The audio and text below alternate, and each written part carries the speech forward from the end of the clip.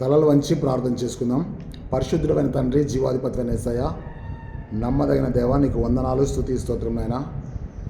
ఈ జూన్ మాసంలో చివరి పరిశుద్ధ దినం కొరకై నీకు వందనాలు, స్తోత్రం చెల్లిస్తున్నాం.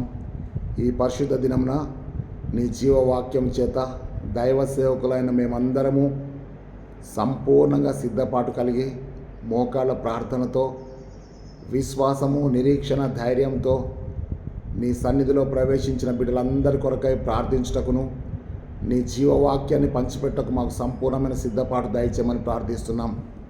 ఈ వాక్య సందేశం ద్వారా అనేక మంది దైవజనులు, అనేక మంది సహోదరులు, విశ్వాసులు నాయన నీ యొక్క కృపలో బలపరచబట్టకు సహాయం చేసి, ఈ వాక్య సందేశం ద్వారా ఎవరైతే బలపడుచున్నారో వారందరూ నీలో కృతజ్ఞత కలిగి జీవించి అనేకులకు సహాయం చేసే కృపా భాగ్యం దయచేయమని యేసుక్రీస్తు శక్తిగల నామం బట్టి వేడుకొంచున్నాం తండ్రి, ఆమెన్. ప్రియమైనటువంటి దేవుని బిడ్డలారా, మరి ప్రభువైన యేసుక్రీస్తు నామములో మీ అందరికి కూడా శుభములు తెలియజేస్తున్నాను. ఈరోజు మనము పెంతెకోస్తు తర్వాత 6వ ఆదివారం. మన యొక్క అంశము ఉప్పు మరియు వెలుగై ఉన్న దేవుని ప్రజలు. ఉప్పు మరియు వెలుగై ఉన్నటువంటి దేవుని ప్రజలు అనేటువంటి అంశాన్ని మనకి ఇవ్వబడ్డది. దీనికి గాను మొదటి బైబిల్ పాఠం వచ్చేసి యెషయా గ్రంథము 49వ అధ్యాయము 1వ వచనం నుంచి 7వ వచనం వరకు. యెషయా గ్రంథము 49వ అధ్యాయము 1 నుంచి 7 వచనములు. కీర్తన గ్రంథము 27వ కీర్తన ఉత్తర ప్రత్యుత్తర భాగములు. ఎఫెసీ పత్రిక 5వ అధ్యాయము 1 నుంచి 5 వచనాలు. రెండో బైబిల్ పాఠం, పత్రిక పాఠం ఎఫెసీ 5:1 నుంచి 5. సువార్త పాఠము మత్తయి సువార్త 5వ అధ్యాయము 13వ వచనం నుంచి 16వ వచనం వరకు.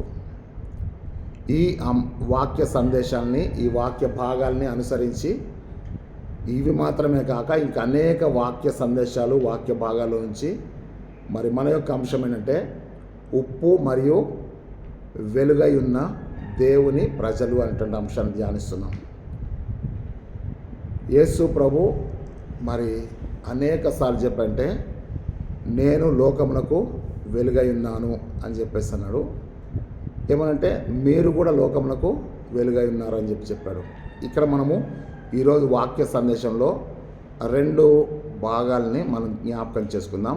మొదటి భాగం వచ్చేసి మరి మత్తయి సువార్త 5వ అధ్యాయము 13వ వచనం నుంచి 16వ వచనం వరకు మనకు స్పష్టంగా తెలుసు. ఎంతోమంది దైవజనులు మరి వాక్య సందేశాన్ని ఇవ్వడం జరిగింది. కాబట్టి దయచేసి అక్కడ మనం చూసినట్లయితే మీరు లోకమునకు ఉప్పై ఉన్నారు. ఉప్పు నిస్సారం అయితే అది దేని వలన సారం పొందును? అది బయట పారవేయబడి మనుషుల చేత త్రొక్కబోటకే కదా. ఈ మాట మళ్ళీ జ్ఞాపకం చేసుకుందాం. మీరు లోకమునకు ఉప్పై ఉన్నారు. ఉప్పు నిస్సారం అయితే అది దేని వల్ల సారం పొందును? అది బయట పారవేయబడి మనుషుల చేత త్రొక్కబట్టకే కానీ మరి దేనికి కూడా పనికిరాదు అని చెప్పేసాను. ఈ వాక్య భాగాన్ని నేను ఆర్డినేషన్ తీసుకున్న తర్వాత, దట్ వాజ్ 86వ సంవత్సరంలో, ఇదే జూలై మాసంలో కూడా అప్పుడు కూడా ఈ అంశం వచ్చినప్పుడు నేను ఈ వాక్యాన్ని చదువుకొంచున్నటువంటి సమయంలో దేవుడు నాతో మాట్లాడినటువంటి ఒక మాట నేను మీకు జ్ఞాపకం చేస్తాను. నేను ఆ వాక్యాన్ని చదువుతున్నప్పుడు దేవుడు నాతో స్పష్టంగా చెప్తుందంటే, నువ్వు చదివే విధానం అది కాదు, నువ్వు చదవాల్సింది ఎట్లంటే, నేను లోకమునకు ఉప్పై ఉన్నాను. నేను నిస్సారమైతే నేను దేని వలన కూడా సారము పొందను. నేను బయట పారవేయబడి మనుషుల చేత త్రొక్కబోటకే. ఈ విధంగా చదవాలని చెప్పి దేవుడు నాతో మాట్లాడినప్పుడు, నన్ను హెచ్చరించినప్పుడు నేను దాన్ని చదవడం మార్చుకున్నాను. యేసయ్య తన శిష్యులను చూసి చెప్తాడంటే, మీరు you are the salt of the world. నీవు లోకమునకు ఉప్పై ఉన్నావని చెప్పినప్పుడు నేనేం చదువుకోవాలంటే, అవును యేసయ్య చెప్పాడు, నేను లోకమునకు ఉప్పై ఉన్నాను. నేను లోకమునకు వెలుగై ఉన్నానని చెప్పి నేను చదువుకోవాలి. అక్కడ యేసయ్య మనల్ని ఉద్దేశించి, దేవుడు తన ప్రజలను ఉద్దేశించి చెప్పిన మాట, యేసు తన శిష్యులను ఉద్దేశించి చెప్పిన మాట ఇది. మీరు అంటే శిష్యులు, ఇప్పుడు 2024లో దేవుని ప్రజలు. మీరు అంటే వెంబడించువారు, మీరు అంటే అంత్యోకాయలో ఉన్నటువంటి శిష్యులు, క్రైస్తవులు అనబడి అని చెప్పి నేను మీకు మొన్న చెప్పాను కదా 11:26 అపోస్తల కార్యంలో. అక్కడ ఏం చెప్తా అంటే అంత్యోకాయలో ఉన్నటువంటి శిష్యులు మొదట క్రైస్తవులు అనబడ్డారు, క్రీస్తులు అనబడ్డారు. ఇప్పుడు ఏమైందంటే క్రైస్తవులు అనగానే ఏమైందంటే దేవుని ప్రజలు అని వచ్చింది. ఇక్కడ అంశం ఏంటంటే ఉప్పు మరియు వెలుగై ఉన్న దేవుని ప్రజలు అని చెప్పేసి ఉన్నది. అంటే అర్థమేంటంటే దేవుని ప్రజలు శిష్యులు మాత్రమే కాదు, శిష్యులు వాళ్ళే, దేవుని ప్రజలు కూడా వాళ్ళే. అయితే ఇక్కడ మనం చూసినట్టయితే దేవుని బిడ్డలారా, మొదటి భాగంలో మనం ఉప్పును గురించి కొన్ని విషయాలు చెప్తాను. ఆ తర్వాత రెండవ భాగంలో వెలుగును గురించి కొన్ని విషయాలు చెప్పి నేను ఈ వాక్య సందేశాన్ని ముగిస్తాను. ఓకే కదా? మొట్టమొదటిగా మనము ఉప్పును గురించి జ్ఞాపకం చేసుకుందాం. ఉప్పును గురించి మనం జ్ఞాపకం చేసుకోగానే దాన్ని మనం ఏమంటామంటే ఇంగ్లీష్లో సాల్ట్ అనే మాట వాడతాం కదా. సాల్ట్ అనేటువంటి మాట నుంచి శాలరీ, మనకి జీతాలు ఇస్తారు కదా, శాలరీస్ వస్తాయి కదా, సాల్ట్ అనేటువంటి మాట నుంచి వచ్చింది శాలరీస్. ఓకే కదా? ఆ తర్వాత నేను మీకు పోయిన వారం చెప్పానంటే డిసైపుల్స్ అంటే శిష్యులు, డిసైపుల్స్ అనేటువంటి మాటలో నుంచి వచ్చింది డిసిప్లైన్, డిసైపుల్స్. ఓకే కదా? ఈరోజు ఏమిటంటే సాల్ట్ అనేటువంటి మాట నుంచి వచ్చింది శాలరీ. మనం మంత్లీ శాలరీ సర్టిఫికేట్ తీసుకురండి, నీకు శాలరీ ఎంత ఇస్తున్నారు అని అడుగుతా కదా. ఆ శాలరీ అనేటువంటి మాట ఈ సాల్ట్ నుంచే వచ్చిందని చెప్పి నేను మీకు జ్ఞాపకం చేస్తున్నాను. ఆ తర్వాత నేను మీకు ఏం జ్ఞాపకం చేస్తాను అంటే ఈ సాల్ట్ అనేది ఇప్పుడు మనకి టీవీలో ఎక్కువ క్లియర్గా వినబడుతుంది. అంటే మీ పేస్ట్లో ఉప్పు ఉందా అని చెప్పేసి ఇది టీవీలో అందరికీ యాడ్ గుర్తొస్తుంటుంది కదా. ఆ తర్వాత మనం జ్ఞాపకం చేసుకుందాం అంటే ఉప్పు మన చిన్నప్పటి నుంచి కూడా మనకు బాగా తెలుసు, నా చిన్నతనం నుంచి కూడా బాగా తెలుసు. ఉప్పు బస్తాలలో ఉండేది. ఈ బస్తాలు కొట్టు బయట ఉండేటి, షాప్ బయట ఉండేటి ఉప్పు బస్తాలు. షాప్ మొత్తానికి తాళం వేసేవాడు కానీ ఉప్పు బస్తా మాత్రం బయటే ఉండేది. నాకు చాలా బాగా గుర్తు ఈ విషయం. అప్పుడు మేము అనుకునే వాళ్ళం ఏమంటే, అరే అన్ని వస్తువులు లోపల పెట్టి స్టూల్తో సహా కూర్చున్న పీటతో సహా లోపల పెట్టేసి ఉప్పు బస్తాలు మాత్రం ఆయన బయటే ఉంచేవాడు. అయితే నేను అనుకున్నాను ఏంటంటే, అరే ఉప్పు ఏంటి పరిస్థితి అని చెప్పి. ఉప్పు ఎవరు కూడా దొంగతనం చేయరు. ప్రతి ఒక్కళ్ళు కూడా కావాల్సింది ఉప్పు. అందుకేమంటే మీరు లోకమునకు ఉప్పు అయి ఉన్నారు అన్నాడు. కెప్టెన్ కుక్ సాల్ట్ అని ఒకటి ఉండేది, సాల్ట్ ప్యాకెట్. అప్పట్లో కెప్టెన్ కుక్ సాల్ట్ ప్యాకెట్ కొన్న వాళ్ళకి అగ్గిపెట్టె ఫ్రీగా ఇచ్చేవాళ్ళు. That was 90s I think so, 90వ సంవత్సరం అనుకుంటా. కెప్టెన్ కుక్ సాల్ట్ అనే ఉప్పు, మెత్తటి ఉప్పు అమ్మేవాళ్ళు. ఆ మెత్తటి ఉప్పు ప్యాకెట్ కొనుక్కుంటే అగ్గిపెట్టె ఫ్రీ అని చెప్పి ఇచ్చేవాళ్ళు. ఏంటి పరిస్థితి అంటే ఆ కెప్టెన్ కుక్ కంపెనీ వాళ్ళు ఏం చేశారంటే, you are the salt of the world, you are the light of the world. నువ్వు లోకమునకు ఉప్పై ఉన్నావు, నువ్వు లోకమునకు వెలుగై ఉన్నావు అని చెప్పేటువంటి సాక్ష్యం కొరకై ఆ యొక్క ఉప్పు ప్యాకెట్ కొన్న వాళ్ళకి అగ్గిపెట్టె ఫ్రీగా ఇచ్చేవాళ్ళు. అయితే ఇక్కడ మనం జ్ఞాపకం చేసుకోవాల్సిన విషయం అంటే ఉప్పుని ఎవరు కూడా దొంగతనం చేయరు. అందుకే ఆ బ్యాగు ఉప్పు బస్తాలు బయట ఉండేటి. ఆ తర్వాత ఎవరైనా సరే, నాకు చాలా ప్రాంతాలు తెలిసి అంటే ఉప్పు ఇట్లా చేతిలో వేయరు. ఆ తర్వాత నేను లోకరీతిగా నేను చూసినట్టయితే ఉప్పు ఎవరు కూడా 10 కిలోల ఉప్పు కొనుక్కొచ్చి ఇంట్లో పెట్టుకోరు కదా. 10 కిలోల ఉప్పు తీసుకొచ్చి ఎవరు కూడా కొనుక్కొచ్చి ఇంట్లో పెట్టుకోరు. ఏదో 1 కిలో ఉప్పు కొనుక్కుంటే సరే. ఎందుకురా అంత ఉప్పు కొంటాను ఒకసారి అంటాం. అంటే అర్థం ఏంటంటే ఉప్పు బయట ఉండేదైనప్పుడు కూడా ప్రతి ఇంట్లో ఉండేది ఉప్పే.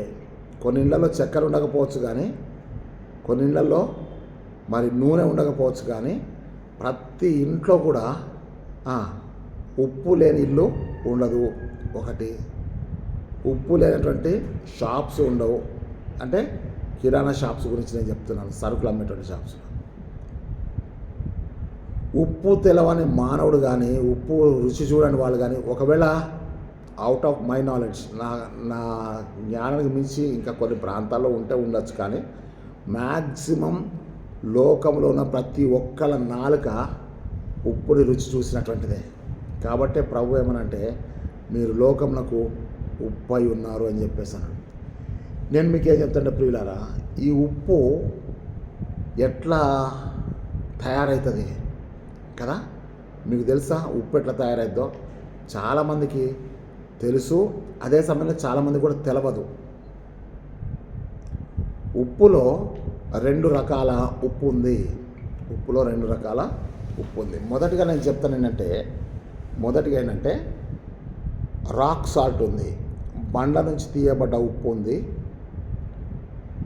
రెండవది సముద్రం నుంచి తీయబడ్డ ఉప్పు కూడా ఉంది. సముద్రం నుంచి తీయబడ్డ ఉప్పు ఉంది, బండ నుంచి తీయబడ్డ ఉప్పు కూడా ఉంది. నేను చెన్నైలో ఒక పెద్ద కాన్ఫరెన్స్కి వెళ్ళాను. అక్కడ ఇదే టాపిక్ చెప్తూ మీరెవరైనా ఉప్పు గురించి చెప్పాలనుకుంటే మీరు దయచేసి ఉప్పు గురించి చెప్పేవాళ్ళు ఎవరైనా ఉంటే ఇక్కడికి రండి అని అన్నారు. వాళ్ళు ఇచ్చిన దేవుని యొక్క అవకాశంలో 40 నిమిషాలు కూడా ఉప్పు గురించి నేనే చెప్పడం అయింది. వాళ్ళందరి తర్వాత చప్పట్లు కొట్టారు. ఎందుకు ఈ విషయం చెప్తా అంటే 2 రకాల ఉప్పు ఉంది. ఒకటేమో బండ నుంచి తీయబడే ఉప్పు ఉంది, ఇంకోటి సముద్రం నుంచి తీయబడేటువంటి ఉప్పు ఉంది. యేసయ్య మీరు లోకమునకు ఉప్పై ఉన్నారు అని చెప్పినప్పుడు ఆయన సముద్రపు ఉప్పు గురించి చెప్పాడు తప్ప కొండ నుంచి తీయబడ్డ ఉప్పు గురించి చెప్పలేదు. అయితే ఇక్కడ మనం జాగ్రత్త చూడాల్సిన విషయం అంటే, నేను మీతో ఇప్పుడు పంచుకునేటువంటి విషయం కూడా మరి సముద్రం నుంచి తీయబడ్డ ఉప్పు గురించి మాత్రమే నేను మీతోటి మాట్లాడాలని చెప్పేసి ఆశపడుతున్నాను. ఏంటి సముద్రం నుంచి తీయబడ్డ ఉప్పు అని అంటే, సముద్రము లోకమునికి గుర్తు. అందుకే చెప్తా అంటే సంసారం సాగరం అంటాం. సంసారం అనగానే కుటుంబం కాదు, సంసారము అంటే జీవిత యాత్రని సంసారం అంటారు. వీడి సంసారం చాలా సాఫ్గా సాగిపోతుంది అంటారు. సాగరం అంటే సముద్రం. ఏమంటే సముద్రాన్ని ఈదొచ్చాము కానీ సంసారాన్ని ఈదలేమని చెప్పేసి అని చాలామంది అంటారు. అంటే సముద్రం అనేది ఏంటంటే లోకానికి గుర్తు. సముద్రంలో ఉన్న నీరు మొత్తం ఉప్పు నీరు ఉంది సముద్రంలో. ఒకవేళ మంచినీటి సముద్రం ఉన్నది అని అంటే గలిలయ సముద్రం మాత్రమే. గలిలయ సముద్రము మంచినీటి సముద్రం. ఓకే కదా. అయితే ఇక్కడ మనం జ్ఞాపకం చేసుకోవాల్సిన విషయం అంటే ఉప్పు తయారు చేసే విధానం చాలామందికి తెలుసు, చాలామందికి కూడా తెలియదు. అయితే తెలిసిన వారి గురించి నేను మాట్లాడతలేను, కానీ తెలవని వారి గురించి, తెలుసుకోవాల్సినటువంటి దైవజనుల గురించి నేను మాట్లాడుతున్నాను. ఎందుకు అనంటే సముద్రంలో నుంచి తయారు చేయబడ్డదే ఉప్పు. సముద్రంలో నుంచి తయారు చేయబడే ఉప్పుని నేను సాక్షాత్తుగా నేను ఇంటర్మీడియట్ చదివేటప్పుడు మచిలీపట్నంలో మరి మంగనపూడి బీచ్ దగ్గర ఉప్పు తయారు చేయడం చూశాను. నా చిన్నతనంలో నేను 5వ తరగతిలో మా అమ్మతో స్కూల్కి వెళ్ళేటప్పుడు ఒకరోజు స్కూల్కి డుమ్మా కొట్టి కుమ్మరి వాడు కుండలు తయారు చేయడం చూస్తూ ఒక రోజంతా గడిపేశాను. నా ఎడల దేవుని యొక్క ప్రణాళిక ఎంత పెద్దగా ఉందో నాకు ఇప్పుడు అర్థమైంది. సేవకునైనాక చిన్నప్పుడే దేవుడు ఇర్మియా 18వ అధ్యాయంలాగా కుమ్మరి వారింటికి తీసుకెళ్ళాడు. దేవుడు నన్ను ఇంటర్మీడియట్ నోబుల్ కాలేజీలో మచిలీపట్నం చదివించేటప్పుడు మరి సముద్రానికి తీసుకెళ్ళాడు. సముద్రంలో ఆ యొక్క సముద్ర ప్రాంతంలో ఉప్పు ఎట్లా తయారు చేస్తున్నారో ఆ రోజులో నేను సాక్షాత్తుగా ప్రాక్టికల్గా చూశాను. అందుకే ఈరోజు నేను మీతో ఈ వాక్యాన్ని పంచుకోగలుగుతున్నాను. ఏంటి అనంటే, ఉప్పు తయారు చేసేటువంటి విధానం నేను మీకు చెప్తాను. ఏంటంటే, ఉప్పు తయారు చేసేటువంటి విధానం మరి సముద్రపు నీళ్లను తీసి వాటిని మడిలో, సముద్రపు దగ్గర ఉన్నటువంటి మడిలో పెడతారు. ఆ నీళ్ళని కూడా తోడి మడిలోకి తీసుకొస్తారు. ఈ మడిలో ఉన్నటువంటి నీరు సూర్యరశ్మికి, ఎండకి డ్రై అయిపోయి, ఎండిపోయి క్రిస్టల్స్గా మారుతుంది. ఈ క్రిస్టల్స్గా మారినటువంటి ఉప్పు నీరు ఎప్పుడైతే ఘనీభవించిందో, గడ్డగట్టిందో, ఆ గడ్డగట్టినటువంటి పలుకుల్ని సమకూర్చి కదా, ఆ సమకూర్చేటువంటి ఆ ఉప్పు పలుకుల్ని బస్తాలలోకి ఎత్తి బస్తాలలో తీసుకొని వచ్చి ఆ ఉప్పును ఏం చేసేవారంటే శుద్ధి చేసి కొంచెమేమో కళ్ళుప్పులాగా, తర్వాత ఫ్యాక్టరీస్ నుంచి మెత్తటి ఉప్పులాగా పంపించేవాళ్ళు. ఆ ఉప్పు కళ్ళుప్పు కావచ్చు, ఆ ఉప్పు మరి మెత్తటుప్పు కావచ్చు. ఆ కళ్ళుప్పుని, ఆ మెత్తటుప్పుని ఫ్యాక్టరీస్ నుంచి, ఉప్పు ఫ్యాక్టరీస్ నుంచి షాప్స్కి వేశారు. షాప్స్లో నుంచి ఇండ్లకు, హోటల్స్కు వాళ్ళు కేజీలుగా లేకపోతే 5 కేజీలుగా అట్లా కొనుక్కొని వెళ్తున్నారు. కొనుక్కొని వెళ్ళినటువంటి ఉప్పుని కిచెన్లో పెడుతున్నారు. కిచెన్లో పెట్టిన సాల్ట్ని రోజుకింత కూరలో వేస్తున్నారు. కూరలో వేసినటువంటి సాల్ట్ కరిగిపోతుంది. ఇది ఎప్పుడైతే కరిగిపోతుందో ప్రతి వాని నాలుకకు రుచినిస్తుంది. ప్రతి వాని నాలుకను రుచినిస్తుంది.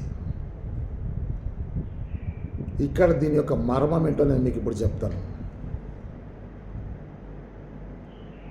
సముద్రము లోకానికి గుర్తయితే ఉప్పు నీరు ఆ నీరు సముద్రం నుంచి వేరు చేయబడి, ప్రత్యేకించబడి ఏం జరిగింది అంటే మడిలోకి వచ్చేసింది. సముద్రంలో ఉన్న నీరు ఉప్పుగా మారదు, కానీ మడిలోకి వచ్చేటువంటి నీరు మాత్రమే ఉప్పుగా, క్రిస్టల్స్గా, పలుకులుగా మార్చబడుతుంది. మీరు బాగా గుర్తుపెట్టుకోండి. సముద్రం మొత్తం నీళ్ళు ఉప్పు నీళ్ళు అయినప్పటికీ కూడా సముద్రంలో ఉన్న నీరు ఉప్పు కాదు. సూర్యుడు సముద్రం అంతటి మీద ఉన్నప్పటికి కూడా ఈ మడిలోకి వచ్చేటువంటి ఉప్పు నీరు మాత్రమే ఉప్పుగా మారుతుంది తప్ప, సముద్రంలో ఉన్న నీరు నీరుగానే ఉంటుంది తప్ప ఉప్పుగా ఎప్పుడు కూడా మారదు. మళ్ళీ చెప్తాను. ఈ మడిలో ఉన్న నీరు మీద సూర్యుడు ప్రకాశిస్తున్నాడు, సూర్యుని యొక్క ఎండ తగులుతుంది. సముద్రంలో ఉన్న నీళ్ళ మీద కూడా ఎండ తగులుతుంది. ఒకడే సూర్యుడు, బాగా గుర్తుపెట్టుకోండి, ఒకడే సూర్యుడు. సముద్రంలో నీళ్ళ మీద సూర్యుడు ఉదయిస్తూ ప్రకాశిస్తున్నాడు, ఎండ తగులుతుంది. మడిలో ఉన్న నీరు కూడా సూర్యుడు ఉదయిస్తున్నాడు, సూర్యుని ఎండ తగులుతుంది. అయితే ఇక్కడ జరిగినటువంటి ప్రక్రియ ఏంటంటే, మడిలో ఉన్నటువంటి నీరు క్రిస్టల్స్గా, పలుకులుగా మార్చబడుతుంది. సముద్రంలో ఉన్న నీరు ఎన్ని సంవత్సరాలు సూర్యుడు వాటి మీద ఎండ తగిలినా ఆ నీరుగానే ఉంటుంది తప్ప ఉప్పుగా ఎన్నడూ కూడా మారదు. ఇప్పుడు మీరు జ్ఞాపకం చేసుకోండి. వాక్య ప్రకారం మనం చూసినట్టయితే మరి కీర్తనలు 84:11 ఏముంటుందంటే, కీర్తనలు 84:11 దేవుడైన యెహోవా సూర్యుడును కేడమునైనాడు. సూర్యుడు అనగా యెహోవాని సూర్యునితో పోల్చారు. అది పోలిక మాత్రమే. ఓకేనా? ఈ సూర్యుని యొక్క వేడి, సూర్యరశ్మి తగిలి మడిలో ఉన్నటువంటి నీరు ఉప్పుగా మారుతుంది. బాగా అర్థం చేసుకోండి. ఈ సూర్యరశ్మి తగిలినప్పుడు నీటి శాతము ఎండిపోయి ఘనీభవించి ఉప్పు అనేది బయటికి వస్తుంది.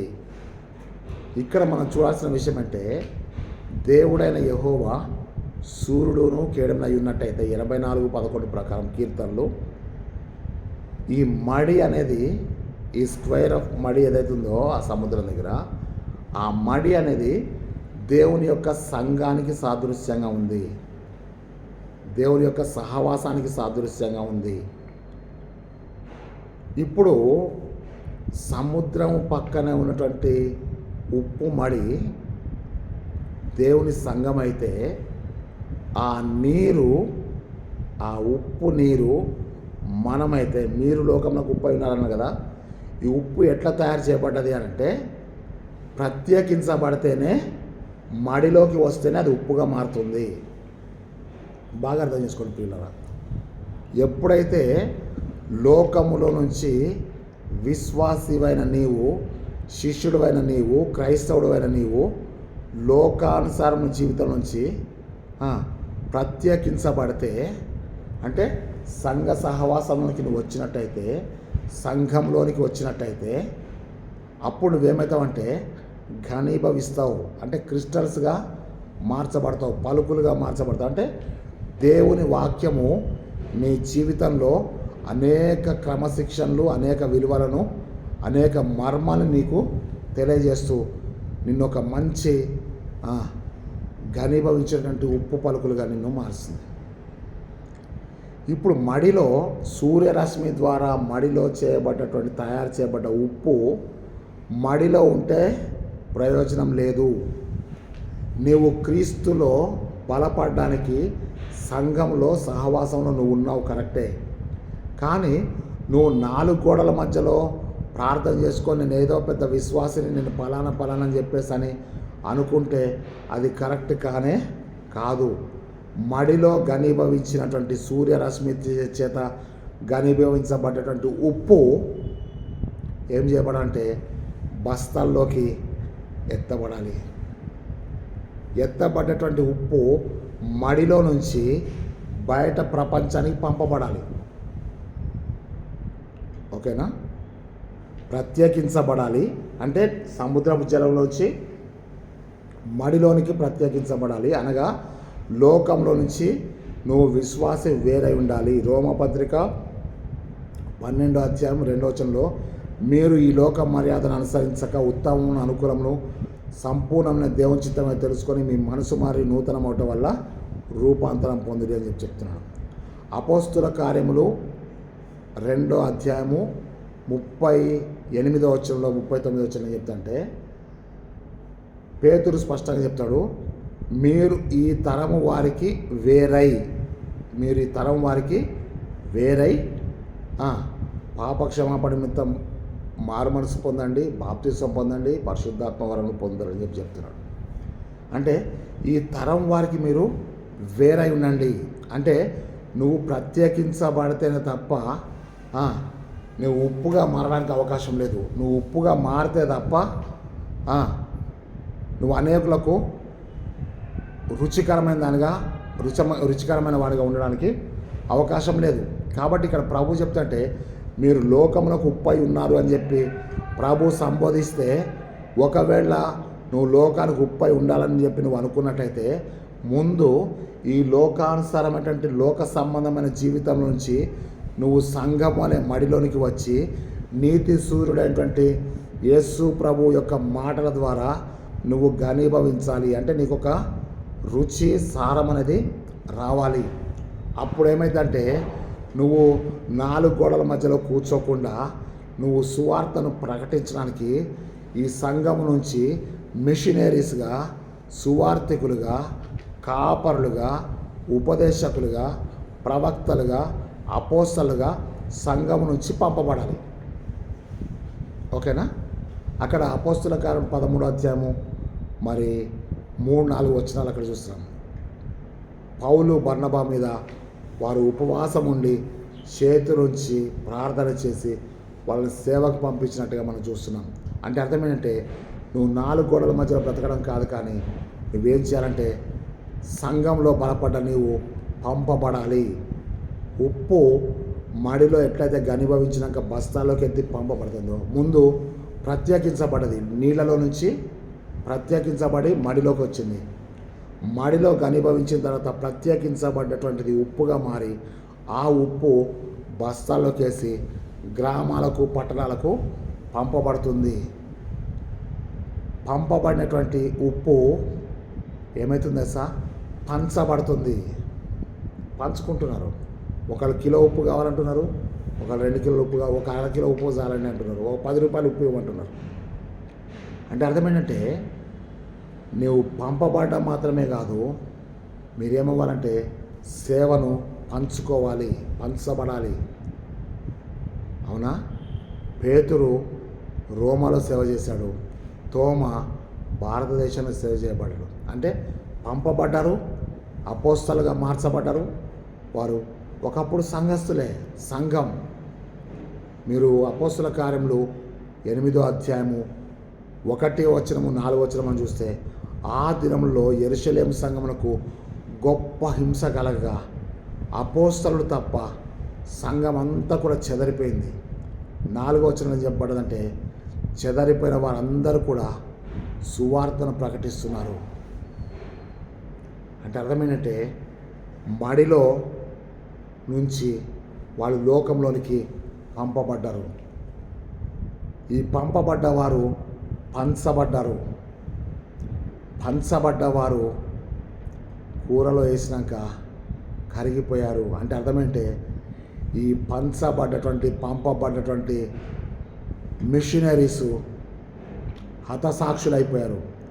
ఆ హతసాక్షులైనటువంటి వారి యొక్క ప్రాణ రక్త త్యాగమే ఈరోజు సంఘాలుగా మార్చబడ్డాయి అని చెప్పి నేను మీకు జ్ఞాపకం చేస్తున్నాను. ప్రియ దేవుని బిడ్డలారా, దైవ సేవకులారా, సహోదరులారా, ఉప్పు నిస్సారమైతే అది దేని వలన సారం పొందుద్ది? ఒకవేళ విశ్వాసమైన నీవే నిస్సారమైపోతే,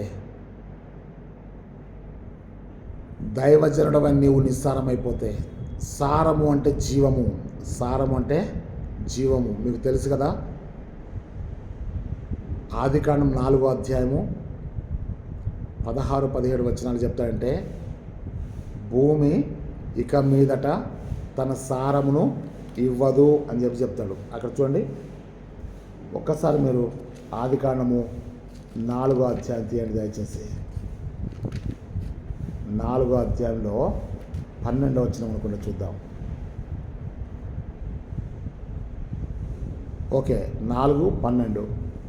నీవు నేలను సేద్యపరిచినప్పుడు అది తన సారమును ఇక మీదట నీకు ఇయ్యదు, నీవు భూమి మీద దిగులుపరచు దేశదిమ్మరి అయింది అని. ఆ 12వ వచనం స్పష్టంగా చెప్తాంటే 4:12లో భూమి ఇక మీదట నీకు తన యొక్క సారమును ఇవ్వదు. సారమును ఇవ్వదు అంటే అర్థం ఏంటంటే ఫలమును ఇవ్వదని కాదు, ఫలములు అయితే ఇస్తుంది, కానీ ఆ ఫలములలో ఏముండదంటే సారం ఉండదు. ఆదాము నిమిత్తము నేల శపించబడ్డది, కయ్యూను నిమిత్తము భూమి తన సారం ఇవ్వడం మానేసింది. ప్రియులారా, ఇప్పుడు మనం తినే తిండి, ఇప్పుడు మనం తినేటువంటి ఆహారము, మనం తినేటువంటి పండ్లు కానివ్వండి, మనం తినేటువంటి బ్రాయిలర్ చికెన్ కానివ్వండి, ఇవన్నీ కూడా ఏంటంటే సారము లేనటువంటి ఫలములు. భూమి ఇక మీద నీవు తన సారం ఇవ్వదని చెప్పాడు, కానీ ఫలమును ఇవ్వదని మాత్రం చెప్పలేదు. ఈ మర్మాన్ని మీరు గుర్తించండి. భూమి ఫలాలను ఇస్తుంది, కానీ ఆ ఫలాల్లో ఏం లేదంటే సారము లేదు, స్టఫ్ లేదు. కారణం ఏంటి అనంటే కయ్యూను జనము ఎక్కువైపోతున్నారు. కయ్యూను జనము ఎక్కువైపోతున్నారు. కయ్యూను జనం ఎక్కువయ్యారంటే అర్థమంటే సారం లేని పంట ఇంత పండుతుందంటే ఈ పంట అంతా ఎవరు తింటున్నారు? ఆ రోజు కయ్యూనుకు సారం ఇవ్వనటువంటి పంట, భూమి సారం ఇవ్వలేదు కానీ పంట అయితే ఇచ్చింది కదా. ఎవరి నిమిత్తం సారం లేని పంట? కయ్యూను కొరకు, కయ్యూను సంతానం కొరకు సారం లేని పంట వచ్చింది. ఇప్పుడు మనం ఏం పంట తింటున్నాం? సారం లేని పంట తింటున్నాం. అంటే మనం ఎవరి సంతానం? కయ్యూను సంతానం. ఎందుకు కయ్యూను సంతానమయ్యామంటే తన సహోదరుని చంపాడు కనుకనే వాడు దేశదిమ్మరయ్యాడు.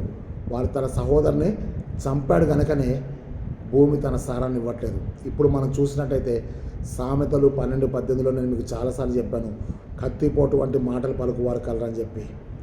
సొంత సహోదరులను కత్తిపోటు వంటి మాటల చేత హింసించేటువంటి వాళ్ళకి దేవుడు తినిపించే పంట సారం లేని పంట, అది నిస్సారమైంది. అయితే అసలు ఉప్పుకి సారం ఎక్కడి నుంచి వస్తుంది? ఉప్పుకి సారం ఎక్కడి నుంచి వస్తుందంటే ఉప్పుకి సారం అగ్ని వల్ల వస్తుందని చెప్పి మార్కు సువార్త 10వ అధ్యాయము, మార్కు సువార్త 9వ అధ్యాయం చూడండి ఒకసారి. మార్కు సువార్త 9వ అధ్యాయము 49వ వచనం నేను చదువుతా చూడండి. 49వ వచనం, ప్రతి వానికి ఉప్పు సారము అగ్ని వల్ల కలుగును. ఇది నేను ఎందుకు మీకు చెప్తా అంటే, ఉప్పు సారం అగ్ని వల్ల కలుగునంటే, ఇశ్రాయేలీలు తమ యొక్క పొయ్యిలో కూడా ఉప్పుని వేడి కొరకు వాడేవాళ్ళు. పొయ్యిలో ఉప్పు వేసి వాడేవాళ్ళు.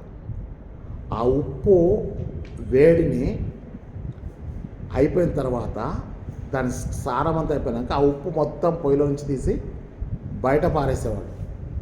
అది నిస్సారమైన ఉప్పు.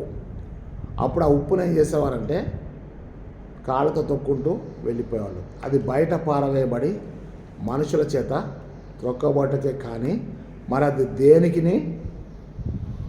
పనికి రాదు అని చెప్పి చెప్తున్నాడు. అంటే అర్థం ఏంటంటే, క్రీస్తు బిడ్డలు అని చెప్పబడ్డ వారు నిస్సారమైపోతే మన సారం ఎవరు? క్రీస్తు లేని బిడ్డలుగా మారిపోతే అనగా అట్లా కూడా ఉంటుందా అని చెప్పి మీరు అంటారు, నాకు తెలుసు. యోహాను సువార్త 6వ అధ్యాయం 66వ వచనంలో అప్పటి నుండి అనేక మంది ఆయనను విడిచి మరి ఎన్నడూ కూడా ఆయన్ని వెంబడించలేదు అని చెప్పేసి ఉంది. ఓకేనా? అంటే యేసు ప్రభువును విడిచిపెట్టిన వారు కూడా చాలామంది ఉన్నారు. నువ్వు లోకానికి ఉప్పై ఉన్నావు, కానీ నువ్వే నిస్సారం అయిపోతే నువ్వు దేని వల్ల కూడా సారం పొందవు, కానీ నువ్వు బయట పారవేయబడి మనుషుల చేత త్రొక్కబోటకి అని చెప్పి జ్ఞాపకం చేస్తున్నాను. ఇక్కడ మనం జాగ్రత్తగా చూసినట్టయితే, నువ్వు ఘనీభవించడం అంటే నువ్వు ప్రత్యేకించబడాలి. క్రైస్తవ జీవితంలో నువ్వు పంచబడాలి. ఆ తర్వాత నువ్వు కరిగిపోవాలి. నువ్వు ప్రతి ఒక్కరికి రుచికరమైన వాడిగా ఉండాలి. అందుకే ఏమంటే ఉప్పు ఏమంటుందంట, అన్నేసి చూడు నన్నేసి చూడు అంటదంట. అనగా అర్థం ఏంటంటే, అన్నేసి చూడు నన్నేసి చూడు అంటే అర్థం ఏంటంటే, ఉప్పు ఉంటే అది రుచికరంగా ఉంటుంది, కానీ అదే ఉప్పు కొంచెం ఎక్కువైతే మళ్ళీ దాని మీద విరక్తి కూడా కలుగుతుంది. కాబట్టి జ్ఞాపకం చేసుకొని ఉప్పును గురించి మరి 7 పాయింట్లు నేను మీకు చెప్పి నేను ముగిస్తాను. అక్కడ మనం చూసినట్టయితే మొట్టమొదటిగా మనం చూసామంటే ఉప్పు, ఫస్ట్ ఆఫ్ ఆల్ ఉప్పు దేనికి గుర్తుగా ఉందంటే, చెప్పండి, మీరు చెప్పండి. ఉప్పు రుచికి గుర్తుగా ఉంది కదా. నెంబర్ 1 ఏం చేస్తా అంటే ఉప్పు రుచికరమైనదిగా ఉంటుందని చెప్పి, అది మనం ఎక్కడ రాస్తామంటే నెంబర్ 1 యోబు గ్రంథము 6వ అధ్యాయము, 6వ వచనము, కొలస్సే పత్రిక 6వ అధ్యాయము 4వ వచనం. ఒకసారి మీరు యోబు గ్రంథము 6వ అధ్యాయము 6వ వచనం నేను మీకు చూపిస్తాను. తర్వాత కొలస్సే 6వ అధ్యాయం 4వ వచనం కూడా మనం చూద్దాం. కొలస్సే పత్రిక 4వ అధ్యాయం 6వ వచనం. ఓకేదమ్మా? 4th chapter verses 6. ఇక్కడేమో 6వ అధ్యాయం 6వ వచనంలో యోబు గ్రంథంలో ఉప్పు లేక ఎవరైనా రుచి లేని దాన్ని తిందురా. చూడండి, ఉప్పు లేక ఎవరైనా రుచి లేని దాన్ని తింటారా? ఉప్పు దేనికి గుర్తుగా ఉందంటే రుచికి గుర్తుగా ఉంది. అందుకే కొలస్సే పత్రికలో 4వ అధ్యాయం 6వ వచనంలో పౌలు ఏమంటే, మీ సంభాషణ ఉప్పు వేసినట్లుగా రుచికరమైనదిగాను కృపాసహితంగా ఉండవాలని చెప్పేసి అని చెప్తున్నాడు. అక్కడ మనం చూసినట్టయితే నేను చదువుతాను. ప్రతి మనుషునికి ఎలాగూ ప్రత్యుత్తరం ఇవ్వాలనో అది మీరు తెలుసుకున్నట్టుకై మీ సంభాషణ ఉప్పు వేసినట్టు ఎల్లప్పుడూ రుచిగలదిగాను కృపాసహితంగాను ఉండనియండి. కొలసే సంగమా, మీరేం చేయాలంటే ఉప్పుని సాదృశ్యంగా తీసుకొని ఉప్పు ఏ విధంగా అయితే ఉంటుందో, అంటే ప్రతి వానికి ఎట్లా ప్రత్యుత్తరం ఇవ్వాలో మీరు చూడాలంటే ఉప్పు ప్రతి వానికి రుచినిస్తుంది, కానీ అది కృపాసహితంగా ఉండాలి. మీ సంభాషణ కృపాసహితంగా ఉండాలి తప్ప ఎక్కువ తక్కువగా మాట్లాడొద్దు. ఎక్కువ మాట్లాడితే పాడైపోద్ది, తక్కువ మాట్లాడితే కూడా పాడైపోద్ది. అంటే ఎంతవరకు మాట్లాడాలో అంతవరకే. కూరలో కూడా ఉప్పు ఎంత వేయాలో అంతవరకే వేయాలి తప్ప అధికంగా వేయకూడదు. అట్లా చెప్పి తక్కువ కూడా వేయకూడదు. నెంబర్ 1 పాయింట్ ఏంటంటే ఉప్పు రుచికి సాదృశ్యంగా ఉంది. రెండోది ఏంటంటే ఉప్పు నిల్వ చేయడానికి సాదృశ్యంగా ఉంది. అంటే కుళ్ళు పట్టకుండా. మీరు ఎప్పుడన్నా ఉప్పు చేప తిని ఉంటారు కదా, చీరాల ప్రాంతంలో ఉన్నట్టయితే ఉప్పు చేప దొరుకుతుంది. ఆ చేపని, సముద్రపు చేపని తీసుకొచ్చి ఉప్పులో పెట్టి నిలువ పెట్టి మరి దాన్ని ఉప్పు చేపగా మార్చి అమ్ముతుంటారు. ఓకే కదా. అంటే కుళ్ళు పట్టకుండా ఉండాలి అని చెప్పేసి. అంటే అర్థం ఏంటంటే కుళ్ళు పట్టడం అనేది అపవిత్రతకు గుర్తు. ఇప్పుడు ఉప్పుని దేవుడు యేసయ్య ఎందుకు పోల్చంటే, మీరు లోకంలోకి ఉప్పు అయి ఉన్నారంటే కుళ్ళు పట్టిపోయిన సమాజానికి క్రైస్తవుడు, దేవుని ప్రజలు ఉప్పు ఏ విధంగా అయితే కుళ్ళు పట్టకుండా చేస్తుందో, కుళ్ళు పట్టినాక ఉప్పు వేయరు. కుళ్ళు పట్టకముందే ఉప్పు వేస్తారు. జాగ్రత్త గుర్తుపెట్టుకోండి. కుళ్ళు పట్టిన తర్వాత ఉప్పు వేస్తే ప్రయోజనం లేదు. అది కానీ అసలు కుళ్ళు అనేది పట్టకుండా చేయగల శక్తి ఉప్పుకు ఉందని చెప్పి జ్ఞాపకం చేస్తాం. అంటే దేవుని బిడ్డలు ప్రార్థన చేస్తే దేవుడు దేశాన్ని స్వస్థపరుస్తాడు, దేశం మీద కరువు రాకుండా చేస్తాడు. అంటే అర్థమైతే నువ్వు ఉప్పు అయితే సమాజం కుళ్ళిపోయినాక బాధపడద్దు. కుళ్ళు పట్టకుండా చేసేటువంటి శక్తి దేవునికి ఇచ్చాడు. కాబట్టి పదార్థములను, నైవేద్యములను కుళ్ళు పట్టకుండా చేసేది ఉప్పు. కాబట్టి మనం ఏంటంటే సంఖ్యాకాండము 18వ అధ్యాయము 19వ వచనం నెంబర్ 2, పాయింట్ నెంబర్ 2, సంఖ్యాకాండము 18వ అధ్యాయం 19వ వచనం. ఆ తర్వాత ఉప్పు ఏం చేస్తుందంటే శక్తినిస్తుంది.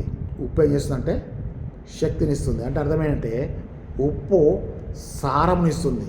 సారం అంటే శక్తి. యెషయా గ్రంథం మరి 30వ అధ్యాయము, యెషయా గ్రంథం 30వ అధ్యాయము 24వ వచనం ఒకసారి చూద్దాం. యెషయా గ్రంథం 30వ అధ్యాయం 24వ వచనంలో భూమి సేద్యం చేయి ఎడ్లు కదా, భూమి సేద్యం చేయి ఎడ్లును లేత గాడిదలను చేటతోనూ జల్లెడతోనూ జల్లించిన ఉప్పుతో కలిపిన మేత తినును. అంటే అదేమిస్తుంది, ఆ మేతలో ఉప్పు కలుపుతారు. నేను ఇంకా మన భాషలో చెప్పాలంటే చిన్నప్పుడు మన ఇంటి దగ్గర కుడితి ఉండేది, గేదెలకి తాగిపోయడానికి కుడితి ఉండేది. ఆ కుడితిలో ఏం చేశారంటే ఉప్పు కలిపి ఆ గేదెలకి, పశువులకి పెట్టేవారు. ఇక్కడ ఏం చెప్తారంటే భూమిని సేద్యం చేసేటువంటి ఆ యొక్క ఎడ్లు కానివ్వండి, లేత గాడిదలు కానీ ఇవన్నీ కూడా ఆ మేత తినేటప్పుడు ఉప్పు కలుపుతున్నారు. అంటే ఇదేమిస్తుంది, శక్తినిస్తుంది, సారాన్ని ఇస్తుంది. అదే మనం ఎక్కడ చూస్తున్నామంటే ఈ యెషయా గ్రంథం 30వ అధ్యాయము 24వ వచనం మనం చూస్తున్నాం కదా. 3 పాయింట్లు నేను మళ్ళీ చెప్తాను. ఆహారం రుచినిచ్చేటువంటిది, ఆహారానికి రుచినిచ్చేది, పదార్థాలు కుళ్ళు పట్టకుండా కాపాడేది, తర్వాత పశువుల మేతకు సారమునిచ్చేది లేదా శక్తినిచ్చేది. పశువులకేమో శక్తినిస్తుంది, ఆహారానికేమో రుచినిస్తుంది, పదార్థాలని కుళ్ళు పట్టకుండా కాపాడుతుంది. అంటే క్రైస్తవ జీవితము శక్తినిచ్చేటువంటిదిగా ఉంటుందని చెప్పి జ్ఞాపకం చేస్తున్నాను. తర్వాత నెంబర్ 4 ఏంటంటే క్రైస్తవ జీవితం ఉప్పు అయితే అది నమ్మకత్వానికి సూచనగా ఉంది. నమ్మకత్వానికి సూచనగా ఉంది. అంటే ఎజ్రా గ్రంథము 4వ అధ్యాయము 14వ వచనం చూద్దాం ఒకసారి.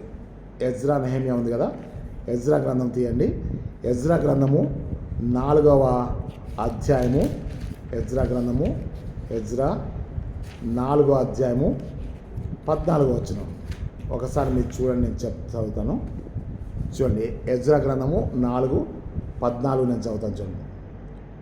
మేము రాజు యొక్క ఉప్పు తిన్నవాళ్ళం. ఆ పని వాళ్ళు చెప్తున్నామంటే మేము రాజు యొక్క ఉప్పు తిన్నవాళ్ళం కనుక రాజునకు నష్టము రాకుండా మేము చూచుకునే వాళ్ళని ఈ యొక్క ఉత్తరము పంపి రాజు అయిన తమకు ఈ సంగతి తెలియజేస్తున్నాము. ఇక్కడ మనం చూస్తే ఆ రాజు యొక్క ఉప్పు తిన్నాము అనేటువంటి మాట కాడ ఒక చిన్న నెంబర్ 1 అని ఉంటుంది. అది ఫుట్ నోట్స్ ఏమంటే జీవనోపాధి. ఉప్పు ఎంత నమ్మకత్వాన్ని అంటే వాళ్ళు అది మన దగ్గర కూడా చాలా వాడుగా మేము నీ చేతి ఉప్పు తిన్నామయ్యా అంటారు. అవునా, నీ చేతి యొక్క ఉప్పు తిన్నామని చెప్పేసి అంటారు. అంటే అర్థమంటే జీవనోపాధి అని చెప్పేసి అక్కడ కింద ఫుట్ నోట్స్లో వ్రాయబడ్డట్టుగా మనం చూస్తున్నాం. అంటే అర్థమంటే వీరు నమ్మకత్వాన్ని కలిగి ఉన్నట్టుగా మనం చూస్తున్నాం. ఉప్పు దేని గుర్తు అంటే నమ్మకత్వాన్ని గుర్తు కదా. వాళ్ళ మనసాక్షి వాళ్ళని గద్దిస్తుంది. రాజునకు నష్టం కలగకున్నట్లు మేము రాజు చేతి యొక్క ఉప్పు తిన్న వాళ్ళం కనుక మేము ఈ ఇన్ఫర్మేషన్ మేము ఇస్తున్నామని చెప్తున్నాడు. అది నెంబర్ 4. నెంబర్ 5 ఏంటంటే ఉప్పు సమాధానానికి కూడా గుర్తు. నేను మీకు కింద చెప్పాను కదా, ఉప్పు సమాధానం గుర్తు అని. ఏంటంటే అది మార్కు సువార్త 9వ అధ్యాయము 50వ వచనం మనం చూస్తున్నాం. అది సమాధానానికి కూడా ఉప్పు సమాధానానికి గుర్తుగా ఉంటుంది. ఆ తర్వాత మనం చూస్తే నెంబర్ 6 వచ్చేసి ఉప్పు నైవేద్యానికి చేర్చాలి. దేవునికి అర్పించే ప్రతి నైవేద్యంలో కూడా ఉప్పు చేర్చాలని చెప్పి ఆ యొక్క లేవ్యకాండము 2వ అధ్యాయము 13వ వచనం ఉంటుంది. చూడండి ఒకసారి. లేవ్యకాండము 2వ అధ్యాయము 13వ వచనం. లేవ్యకాండం 2వ అధ్యాయం 13వ వచనం నేను చదువుతాను, దయచేసి చూడండి. నీవు అర్పించు ప్రతి నైవేద్యమునకు ఉప్పు చేర్చవలను. నువ్వు చేసిన ప్రతి నైవేద్యాన్ని, దేవునికి అర్పించే ప్రతి నైవేద్యము ఏం చేయాలంట? ఉప్పు చేర్చిందని ఉండాలి. నీవు దేవుని నిబంధన యొక్క ఉప్పు నీ నైవేద్యం మీద ఉండవలను. నీవు అర్పించు అర్పణలన్నిటిలోనూ ఉప్పును అర్పింపవలను. ఇక్కడ మనం చూస్తే దేవుని యొక్క నైవేద్యానికి ఉప్పును చేర్చాలి అంటే అర్థమేంటే, మళ్ళీ అక్కడ ఉప్పు ఎవరంటే నువ్వు ఉప్పును అర్పించాలి అంటే అర్థమంటే నిన్ను నువ్వు సజీవయాగంగా దేవునికి సమర్పించుకోవాలి.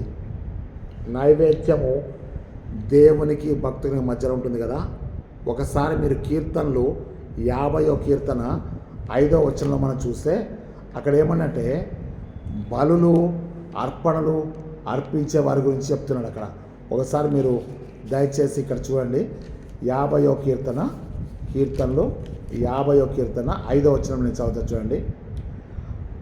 ఆయన తన ప్రజలకు న్యాయం తీర్చుటకై బలి అర్పణల చేత నాతో నిబంధన చేసుకున్న నా భక్తులను నా యొద్దకు సమకూర్చండి. బలి అర్పణ చేత నాతో నిబంధన చేసుకున్నారు చూడండి. ఆ బలి అర్పణలతో పాటు ఏముండాలంటే ఈ లేవ్యకాండం 2వ అధ్యాయం 13వ వచనం ఉన్నట్టు ఉప్పు కూడా ఉండాలని చెప్పి జ్ఞాపకం చేస్తున్నాను. ప్రతి నైవేద్యంలో ఉప్పు చేర్చాలి.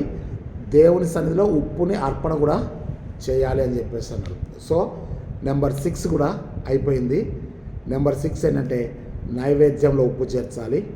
నెంబర్ 7 రాజులు 2వ గ్రంథము 2వ అధ్యాయము 22, 21, 21 వచనాలు మనం చూస్తే రాజులు 2వ గ్రంథము 2వ అధ్యాయము మరి 20, 21 వచనం మనం చూస్తే ఎలీషా చెప్తున్న మాట అంటే, ఇదిగో ఈ యెరికో పట్టణంలో ఉన్నటువంటి నీరు చేదైపోయింది, నీరు పనికి రాకుండా ఉంది, ఆ తర్వాత భూమి నిస్సారమైపోయింది.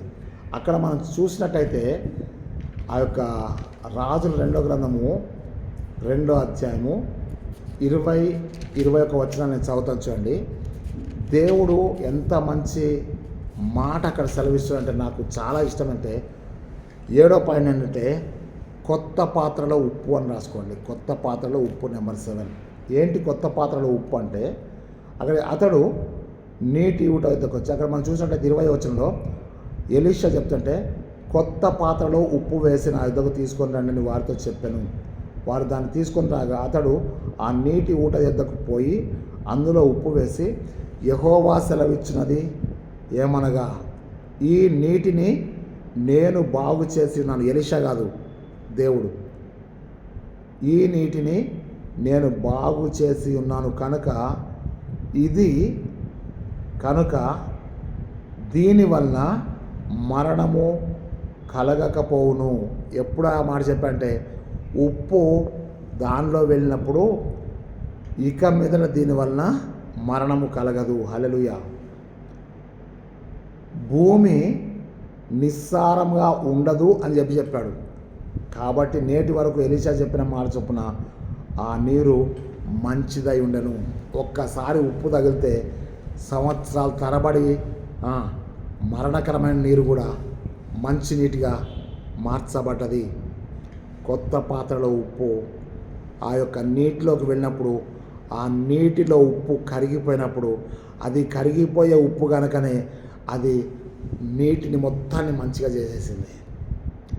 భూమి ఇప్పుడు సారం లేకుండా ఉండదంటే అర్థమంటే భూమి తన సారాన్ని ఇస్తుంది. దేనివల్ల అంటే ఉప్పు కరిగిపోవడం వల్ల భూమి తన సారాన్ని ఇస్తుంది. ఈరోజు ఈ వాక్యం విన్న నీకు ఏమనిపిస్తుంది? నువ్వు ఉప్పు అయితే ప్రతి ఇంట్లో ప్రతి వ్యక్తి నాలుకకు తగిలేది ఉప్పు అయితే. అసలు ఉప్పు తెలవని వాళ్ళు లేరు, ఉప్పు లేని ఇల్లు లేదు. మన సర్కిల్ వరకు చెప్తే ప్రతి ఇంట్లో ఉప్పు ఉంది. ప్రతి నాలుకకు ఉప్పు రుచిని ఇస్తుంది. ఆ ఉప్పు ప్రతి ఇంట్లో ఏ విధంగా అవుతుందో క్రైస్తవుని యొక్క ప్రార్థన, క్రైస్తవుని యొక్క వాక్యము ప్రతి ఇంట్లో కూడా ఉండాలన్నది ప్రభు యొక్క ఆశ. అట్టి కృప దేవుడు మనందరికీ దయచేయునుగాక.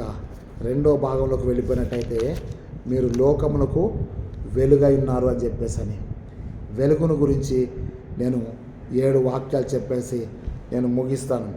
వెలుగును గురించి మనందరికి కూడా తెలుసు కదా. వెలుగు యొక్క లక్షణాలు చూస్తే మనము క్రైస్తవుని యొక్క లక్షణాలని చేసుకోవచ్చు. మనం లోకానికి వెలుగు అన్నాడు కదా, ఒక ఇంటికి కాదు, ఒక గృహానికి కాదు. అయితే అక్కడ మనం చూసినట్టయితే వెలుగు అంటే క్రియలు అని అర్థం. వెలుగు అనగా క్రియలు అని అర్థం. క్రియలు అంటే చూడండి, మనుషులు మీ సత్క్రియలను చూచి పరలోకమందున మీ తండ్రిని మహిమపరచినట్లు వారి ఎదుట మీ వెలుగును ప్రకాశింపనీయుడి. వెలుగు అంటే క్రియలు అని అర్థం. వెలుగు అంటే క్రియలు. మత్తయి సువార్త పాఠంలో ఈరోజు చదివిన సువార్త పాఠం మత్తయి సువార్త 5:16లో వారి ఎదుట మీ క్రియలు ప్రకాశింపనియండి. మీ క్రియలు అంటే మీ వెలుగును మనుషులు మీ సత్క్రియను చూసి పరలోకమందున మీ తండ్రిని మహిమపరచాలి. అంటే నువ్వు ప్రకాశించే దానివైతే తప్పకుండా దేవుడిని క్రియల ద్వారా మహిమ పొందుతాడు. కాబట్టి వెలుగు అంటే క్రియలు అని చెప్పి జ్ఞాపకం చేసుకుందాం. లోకమునకు వెలుగు ఎవరంటే క్రీస్తు. లోకమునకు వెలుగు క్రీస్తు అయితే, దేవుని ప్రజలు క్రీస్తు బిడ్డలైతే, క్రీస్తు వెలుగైనప్పుడు మనమందరం కూడా, దేవుని ప్రజలందరూ కూడా వెలుగు అని చెప్పి జ్ఞాపకం చేస్తున్నాం. ఎవరికి వెలుగు అంటే అన్యజనులకు వెలుగు. ఈరోజు మనం చదివిన మొదటి పాఠంలో మనం చూస్తే యెషయా గ్రంథం 49:6 అన్యజనులకు వెలుగుగా నేను నిన్ను నియమించాను. ఇది ఎవరి జీవితం నెరవేరుతుందంటే పౌలు కూడా తన జీవితంలో చెప్తాడు, దేవుడు నన్ను అన్యజనులకు వెలుగుగా పంపించాడని చెప్పి. ఆ తర్వాత కీర్తనల గ్రంథం 27వ కీర్తనలో మనం చదివినటువంటి ఉత్తర భాగంలో 27వ కీర్తన 1వ వచనం, యెహోవా నాకు వెలుగాయే, యెహోవా నాకు రక్షణయే, నా ప్రాణ దుర్గమయే. ఆ పాట మీకు తెలుసు కదా, యెహోవా నాకు వెలుగాయే, నా ప్రాణ దుర్గమయే. నేను ఎవరికి అన్నాడు అంటే నువ్వు లోకానికి వెలుగై ఉన్నావు కరెక్టే, కానీ నీకు వెలుగవరంటే యెహోవాయే నీకు వెలుగు. ఈ 3 విషయాలు మీరు జ్ఞాపకం చేసుకున్నట్టయితే నేను 7 పాయింట్లు చెప్పిన మీకు ముగిస్తాను. మొదటిది ఏంటంటే వెలుగు దేవుని యొక్క సృష్టి. వెలుగు దేవుని యొక్క సృష్టి. సృష్టిలో మొదటి స్థానం ఎవరిదంటే వెలుగుదే. దేవుడు వెలుగు కమ్మని పలుకగా వెలుగు కలిగెను, వెలుగు మంచిదైనట్టు చూచెను.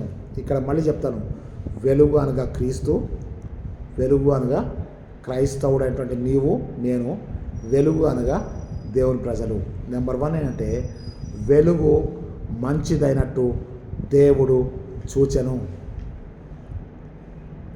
నువ్వు ఎప్పుడైతే క్రీస్తు బిడ్డగా మార్చబడతావో అందరూ కూడా నువ్వు మంచిదానవని చెప్పి చూస్తారు, నువ్వు మంచివాడవని చెప్పి చూస్తారు. ఇక్కడ మీరు జాగ్రత్తగా గమనించండి. వెలుగు మంచిదైనట్టు దేవుడు చూచెను. రెండవది ఏంటంటే వెలుగు ఏం చేస్తుందంటే మేల్కొల్పుతుంది. వెలుగు ప్రకాశించగానే మెలకు వస్తుంది, నిద్రను పారద్రోలుతుంది. అందుకే యెషయా గ్రంథం 60:1 లెమ్ము తేజరిల్లుము, నీకు వెలుగు వచ్చింది అనగా అర్థమేంటంటే క్రైస్తవుడు మంచివాడిగా ఉండాలి. క్రైస్తవుడు అనేకుల జీవితాలను మేల్కొల్పేటట్టుగా ఉండాలి. పేతురు వాక్యాన్ని చెప్పాడు, 3,000 మంది బాప్తీసం తీసుకున్నారు. ఆ 3,000 మందిని లోకంలో నుంచి మేల్కొల్పాడు పేతురు. అక్కడ పేతురు ఎవరంటే వెలుగుచున్నటువంటి వెలుగు. ఆయన మాటల ద్వారా క్రియలు జరుగుతున్నాయి. ఆ క్రియలే వెలుగు. మీ సత్క్రియలను చూచి వారైతే మీ వెలుగు ప్రకాశింపలేనంటే ఒక ప్రసంగం చేస్తే 3,000 మంది జీవితాలు మేల్కొల్పబడ్డాయి. లెమ్ము తేజరిల్లుము, నీకు వెలుగు వచ్చింది. మీకు కాదు, నీకు వెలుగు వచ్చింది. నెంబర్ 3 పాయింట్ ఏంటంటే వెలుగు త్రోవను చూపిస్తుంది, మార్గాన్ని చూపిస్తుంది. అందుకే 119వ కీర్తన 105వ వచనంలో నీ వాక్యము నా పాదములకు దీపమును నా త్రోవకు వెలుగైంది. త్రోవకు వెలుగు ఏంటిదంటే క్రైస్తవ జీవితం. చూడండి, అనేక మంది దైవజనులు, మిషనరీలు దేవుని వాక్యం ప్రకటిస్తే ఈరోజు మనం అంటున్నాం నా సంఘంలో 20,000 మంది ఉన్నారు, నా సంఘంలో 15,000 మంది ఉన్నారు, నా సంఘానికి 2,000 మంది వస్తున్నారని చెప్పి ఇప్పుడు దైవజనులు చాలా సంతోషిస్తున్నారు. కానీ ఒకప్పుడు అనేక మంది కొరకు రక్తాన్ని సిందించి ప్రాణత్యాగం చేశారు. ఎంతోమంది మిషనరీలు మేల్కొల్పి త్రోవ చూపిస్తే ఇప్పుడు మనకి సంఘాలు, ఈ ఆలయాలు ఇవన్నీ వచ్చి ఎలక్షన్స్ జరిగి కొట్టుకొని తిట్టుకొని సస్తున్నారు. ఇప్పుడు చర్చ్ ఎలక్షన్స్ జరుగుతున్నాయి. ఒక్కొక్కళ్ళ గుండెల రైలు పరిగెత్తున్నాయి, నేనా నువ్వా అని. దేవుని బిడ్డలరా, అది దేవుని దృష్టికి చాలా తప్పు తప్పు తప్పు. నువ్వు సంఘం కొరకు ఎన్ని గంటలు మోకాళ్ళేసి ప్రార్థన చేస్తున్నావు? నువ్వు ప్యానెల్లో నిలబడుతున్నావు, కరెక్టే, నిలబడు, నేను వద్దనట్లేదు. కానీ నువ్వు నిజంగా సంఘం కొరకు హింస కలిగితే నిలబడతావా? సంఘం కొరకు నేను ప్రాణం పెట్టగలనటువంటి ధైర్యం నీకుందా? ఒక్కసారి నువ్వు ఆలోచించి. నువ్వు త్రోవ చూపించేటువంటి వెలుగుగా ఉండాలి. Number 3 point. నెంబర్ 4 ఏంటంటే వెలుగు ధైర్యాన్ని ఇస్తుంది, చీకటి భయంనిస్తుంది. చీకట్లో వెళ్ళాలంటే ఎవరైనా భయపడతారు. ఆ చీకట్లో వెళ్ళే వాళ్ళు ఒక టార్చ్ లైట్ తీసుకొని ధైర్యంగా వెళ్ళిపోతారు. అరే ఎందుకన్నా మంచిది టార్చ్ లైట్ తీసుకోవో, బ్యాటరీ లైట్ తీసుకోబోంటారు. అంటే అర్థం ఏంటి? వెలుగు ధైర్యాన్ని ఇస్తుంది, వెలుగు త్రోవని చూపిస్తుంది. నువ్వు లోకానికి వెలుగు అంటే అర్థమంటే నువ్వు అనేక మంది చీకటి జీవితాలకు త్రోవ చూపించాలి, అనేకులకు నువ్వు ధైర్యం ఇవ్వాలి, అనేకులకు నువ్వు మేల్కొల్పేవానిగా ఉండాలి, అనేకులకు నువ్వు మంచివానిగా ఉండాలి. నెంబర్ 1 వెలుగు మంచిది, ఆదికాండం 1:4. నెంబర్ 2 వెలుగు మేల్కొల్పేది, యెషయా గ్రంథం 60:1. నెంబర్ 3 వెలుగు త్రోవ చూపించేది, 119వ కీర్తన 105. వెలుగు ధైర్యం ఇచ్చేది, అది నిర్గమకాండము 23:10. 10వ అధ్యాయం 23వ వచనం చూడండి దయచేసి, క్షమించండి. యెషయా గ్రంథం, ఇది నిర్గమకాండము 10వ అధ్యాయము. ఒకసారి చెప్తాను, ఒక్క నిమిషమా.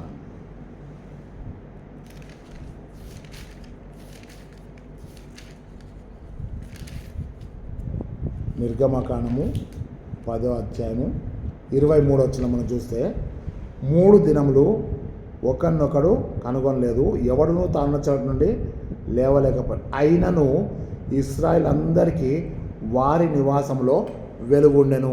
ఇది ఇశ్రాయేలుకు ధైర్యాన్ని ఇస్తుంది. ఒకవేళ డ్రోన్ కెమెరా పెట్టి మనం తీసినట్టయితే, వీడియో తీసినట్టయితే, ఆ వెలుగున్నటువంటి ఇండ్లు మొత్తం ఐగుప్తు దేశంలో అవి ఇశ్రాయేల్ ఇండ్లు, చీకటిగున్న ఇండ్లు మొత్తం ఐగుప్తుల ఇండ్లు. ఇక్కడ మనం జాగ్రత్త చూసినట్టయితే వెలుగు ధైర్యాన్ని ఇస్తుంది. ఓకేనా. నెంబర్ 6 వచ్చేసి వెలుగు చీకటిని పారద్రోలుతుంది. చీకటిని తొలగించేటువంటి శక్తి వెలుగుకు మాత్రమే ఉంది. అనగా మనం అక్కడ చూసినట్టయితే యోహాను సువార్త 3వ అధ్యాయము 19-20 వచనాలు మనం చూస్తే, యోహాను సువార్త 3వ అధ్యాయము 19-20 వచనాలు నేను చదువుతాను, జాగ్రత్త చూద్దాం. ఓకేనా. అక్కడ మనం చూస్తే, ఆ తీర్పు ఇదే, వెలుగు లోకంలోనికి వచ్చెను కానీ తమ క్రియలు చెడ్డవైనందున మనుషులు వెలుగును ప్రేమింపక చీకటినే ప్రేమించిరి. దుష్కార్యం చేయు ప్రతివాడు వెలుగును ద్వేషించును. తమ క్రియలు దుష్క్రియలుగా కనబడకున్నట్లు వెలుగునొద్దకు వాడు రాడు. వెలుగు ఏం చేస్తుందంటే చీకటిని పారద్రోలుతుంది. చీకటిని పారద్రోలగల శక్తి లోకంలో వెలుగుకు తప్ప ఇంకా ఎవ్వరికి లేదు. నువ్వెన్ని కొబ్బరికాయలు కొట్టినా చీకటి వెలుగుగా మారదు, వెలుగు చీకటిగా మారదు. ఇప్పుడే మీకు చెప్తున్న రెఫరెన్స్ కూడా ఏంటంటే యెషయా గ్రంథము 5వ అధ్యాయము 20-21 వచనం మనం చూస్తామంటే, వెలుగు చీకటి అనియు చీకటి వెలుగనియు ఎంచుకొని వానికి శ్రమ, కీడు మేలనియు మేలు కీడనియు ఎంచుకొని వానికి శ్రమ అని చెప్పి యెషయా గ్రంథం 5వ అధ్యాయం 20-21 వచనం చూడండి. ఇక్కడ మనం చూస్తున్నామంటే యోహాను సువార్త 3:20 మనం చూస్తే, సత్యవర్తనుడైతే తన క్రియలు దేవుని మూలంగా చేయబడినవని ప్రత్యక్ష పరచబడటకు వెలుగునొద్దకు వచ్చును. అక్కడ మనం చూసినట్టయితే సత్యవర్తనుడైతే తన క్రియలు దేవుని మూలంగా చేయబడినవని ప్రత్యక్షపరచబడినట్లు వెలుగునొద్దకు వస్తాడు. వెలుగు దగ్గరకు వస్తే ఏమైందంటే నీ క్రియలు ప్రత్యక్షపరచబడతాయి. నీ క్రియలు ప్రత్యక్షపరచబడ్డం అంటే అర్థమంటే నీలో ఉన్న చీకటి మొత్తం కూడా తొలగిపోద్ది. వెలుగున్న చోట చీకటి ఉండదు, చీకటి ఉన్న చోట వెలుగు ఉండదు. అవి రెండు మళ్ళీ ఎంత దూరంలో ఉండవు. చీకటికి వెలుగుకి ఎంత దూరం ఉంటుందంటే, ఈ చీకటి వెలుగు దగ్గర కాసుకొనే ఉంటుంది ఎప్పుడు, కానీ ఆ చీకటి ఎప్పుడు కూడా వెలుగును జయించలేదని చెప్పి జ్ఞాపకం చేస్తాం. చివరిగా మనం 7వ పాయింట్ ఏం చెప్తా అంటే, వెలుగు ప్రకాశిస్తుంది. వెలుగు ప్రకాశిస్తుంది కదా. మనుషులు మీ సత్యం చూచి పరలోకమందున మీ తండ్రిని మహిమపరచినట్లు మీ వెలుగు వారి ఎదుట ప్రకాశించనియండి. వెలుగుకి ఏం గుణం ఉందంటే ప్రకాశించే గుణం. యోహాను సువార్త 5వ అధ్యాయము 35వ వచనం ఏమనంటే, బాప్తిసమిచ్చి యోహాను గురించి యేసయ్య చెప్తూ, అతడు మండుచు ప్రకాశించుచున్న దీపమై ఉండను. ప్రకాశిస్తున్నటువంటి వెలుగు ప్రకాశిస్తుంది. లూకా సువార్త 2వ అధ్యాయం 9వ వచనం కూడా, ఇదిగో ప్రభు మహిమ వారి చుట్టూ ప్రకాశించను కదా, గొప్ప వెలుగు కలను. యెషయా గ్రంథం 9వ అధ్యాయము 2వ వచనంలో, చీకట్లో నడుచున్న జనులు గొప్ప వెలుగుని చూసిరి, మరణ ఛాయ గల దేశ నివాసుల మీద వెలుగు ప్రకాశించను అని ఉంటుంది. చూడండి ఓసారి యెషయా గ్రంథము 9వ అధ్యాయం, యెషయా గ్రంథము 9వ అధ్యాయము 2వ వచనం చూడండి. చీకట్లో నడుచున్న జనులు గొప్ప వెలుగును చూచున్నారు, మరణ ఛాయ గల దేశ నివాసం మీద వెలుగు ప్రకాశించను. దేవుడు వెలుగైనప్పుడు, యేసయ్య వెలుగైనప్పుడు దేవుని ప్రజలు కూడా వెలుగైనారు. మీరు లోకమునకు వెలుగైనారు. చూడండి, వెలుగు లేనటువంటి జీవితము చీకటి జీవితం కదా. ఈ చీకటి జీవితాన్ని దేవుడు వెలుగుగా మార్చగలడు. చీకటిలో వెలుగు కలిగింది. ఈరోజు వెలుగు మంచిదిగా ఉంది, నీవు మంచివాడిగా ఉండాలి. వెలుగు మేలుకొల్పుతుంది. నువ్వు అనేకులు మేలుకొల్పాలి. వెలుగు త్రోవ చూపేది, నువ్వు అనేకులకు త్రోవ చూపించాలి. వెలుగు ధైర్యాన్ని ఇచ్చేది, నువ్వు అనేకులకు ధైర్యంగా ఉండాలి. వెలుగు తెలివినిచ్చేది, వెలుగు తెలివినిచ్చేది. 119వ కీర్తన 130 వచనం. వెలుగు ఉంటే నీ వాక్యం వెల్లడవుటతో వెలుగు కలేను, ఆ తెలివి లేని వారికి తెలివినిచ్చను. నెంబర్ 5, వెలుగు తెలివినిస్తుంది. నువ్వు అనేకులకు తెలివినిచ్చేవారిగా ఉండాలి. వెలుగు చీకటిని పారద్రోలుతుంది కదా. వెలుగు ఉన్న కాడ చీకటి ఉండదు. కాబట్టి క్రీస్తు బిడ్డలు వెలుగు ఇస్తే చీకటిని పారద్రోలేవారిగా, పాపమును పారద్రోలేవారిగా ఉండాలి. ఆ తర్వాత వెలుగు ప్రకాశించేదిగా ఉండాలి. ఈ ప్రకాశించేటువంటి వెలుగు నీవై ఉండాలి. అదే యోహాను సువార్త 5:35, యోహాను సువార్త, మత్తయి సువార్త 5:16, లూకా సువార్త 1:9 ఇవన్నీ కూడా రాసుకున్నట్టయితే ప్రియులారా, ప్రభు యొక్క ఉద్దేశం అంటే నువ్వు బ్రతికుండగా అనేకుల జీవితాల్లో గొప్ప కార్యాలు జరగాలి. నువ్వు అనేకులకు సాక్షిగా జీవించాలి. నువ్వు వెలుగుగా ఉండాలి, నువ్వు ఉప్పుగా ఉండాలి. అనేకులు నిన్ను బట్టి ఆశీర్వదించబడాలి. నువ్వు అనేకుల కొరకు ఉప్పు కరిగిపోయినట్టుగా కరిగిపోవాలి, ఒక క్రొవ్వొత్తి కరిగిపోయినట్టుగా కరిగిపోవాలి. అనేకులు కరిగిపోయారు కనుకనే ఈరోజు మన చేతిలో బైబిల్ ఉంది. అనేకులు తమ ప్రాణాలని త్యాగం చేశారు కనుకనే మనం ఇంత పెద్ద మందిరంలో ప్రార్థన చేసుకుంటున్నాం. అనేకులు మన కొరకు సువార్త తీసుకొచ్చారు కనుకనే ఈరోజు మనం ఇంత ప్రశాంతంగా బ్రతుకుతున్నాం. దీని వెనక ప్రభువుని రుచి చూచినటువంటి, ఉప్పులాగా కరిగిపోయేటువంటి, కొవ్వొత్తి వలె కరిగిపోయేటువంటి అనేక మంది దైవజనుల యొక్క ప్రాణ త్యాగం ఈరోజు మనం అనుభవిస్తున్నటువంటి ఆశీర్వాదం. మనము వేరే వారి ద్వారా ఆశీర్వదించబడ్డాం, కానీ మనం కూడా అనేకులకు ఆశీర్వాదకరంగా ఉందాం. అట్టి కృప పరిశుద్ధాత్మ దేవుడు మనకి దయచేయునుగాక. ఆమెన్. ప్రార్థన చేసుకుందాం. పరిశుద్ధుడైన తండ్రి, జీవాధిపతివైన యేసయ్య, నీ స్తోత్రమైనా మరి నీ కృపలో మమ్మల్ని జ్ఞాపకం చేసుకున్న ప్రతి క్షణం ప్రతి దినం కొరకని స్తోత్రములు. మేము లోకములకు ఉప్పై ఉండాలనియు, మేము లోకములకు వెలుగై ఉండాలని కూడా నీ వాక్యాలు సెలవిచ్చావు. నేను లోకములకు వెలుగై ఉన్నానని చెప్పి సెలవిచ్చావు కనుక నీ బిడ్డలమైన మేము కూడా వెలుగుగా ఉంటూ సహాయం చేయండి. ఈ వాక్య సందేశం ద్వారా అనేకులు ఆశీర్వదించబట్టకు, దైవజనులందరూ బలపడటకు సహాయం చేయమని ప్రార్థిస్తున్నాం. ఇంకా అనేక మంది అనేక మర్మాలు ప్రభావ సంఘానికి తెలియజేయటకు నీ కృప దయచేయండి దేవా. మరి ఇది మొదలుకొని రాబో దినములన్నింటిలో కూడా కృపాక్షేమం చేత వర్ధిల్ల చేయమని యేసుక్రీస్తు శక్తిగా నామం బట్టి వేడుకొంచున్నాం తండ్రి. ఆమెన్. మన ప్రియ ప్రభువైన యేసుక్రీస్తు కృపయు, తండ్రి దేవుని ప్రేమయు, పరిశుద్ధాత్మ యొక్క సహవాసము, సకల దీవెనలు ప్రార్థించిన మనకును, తన నామమును బట్టి ప్రార్థిస్తున్న ప్రతి బిడ్డలకు ఇప్పుడు సదాకాలంతో నడిపించునుగాక. Amen, amen, amen.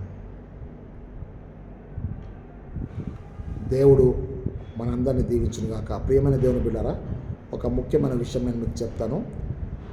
దేవుని యొక్క మహాకృపను బట్టి మన యొక్క అధ్యక్ష మండల బిషప్ తండ్రి గారు, పద్మారావు తండ్రి గారు మరి పర్మిషన్ ద్వారా నేను మరి నా కుమారుడు రిచీ జాన్ ఇద్దరం కూడా మరి జూలై 2వ తారీఖు నుంచి జూలై 25వ తారీఖు వరకు మరి అమెరికాలో జరిగేటువంటి ఒక స్పిరిచువల్ కాన్ఫరెన్స్కి మేమిద్దరం వెళ్తున్నాం. ఇది మేము వెళ్ళేది, నేను నా కుమారుడు ఇద్దరు కలిసి 2వసారి వెళ్తున్నాం. నేను ఇంతకుముందు 3 సార్లు కూడా నేను వెళ్ళడం జరిగింది. అక్కడ మంచి ప్రార్థనలు జరుగుతాయి. తర్వాత దేవుని ఆత్మ పొందుకునే స్థలం అది.